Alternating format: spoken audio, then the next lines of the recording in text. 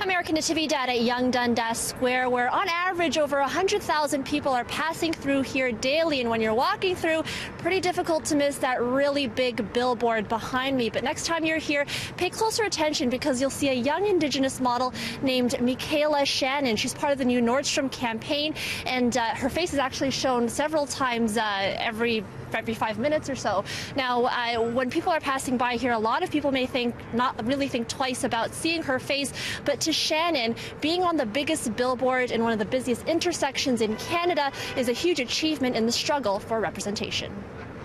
I was overwhelmed with excitement and happiness. I mean, that's every young Indigenous woman's dream, is to see themselves represented in mainstream media. But Shannon says having her own face seen by tens of thousands of eyes daily in downtown Toronto wasn't always her goal, more often wanting to shy away from the spotlight and her own Indigenous identity. Shannon grew up in a small town in Saskatchewan, where she says she had to overcome what many Indigenous youth still face to this day.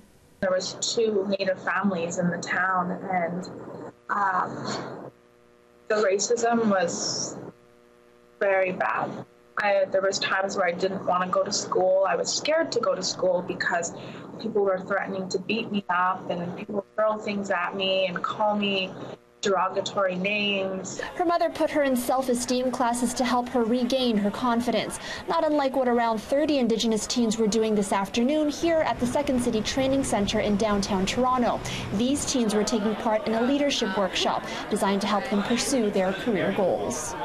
I really admire that because one day I want to be that kind of person.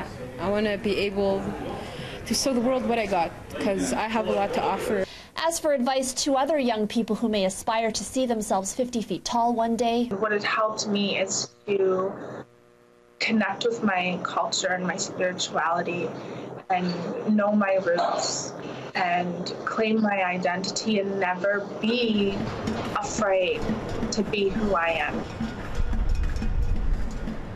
now she says the fight for representation continues. She even offers her own modeling and acting workshops to other Indigenous youth to help them along. And as for her own goal, she says next stop, Times Square.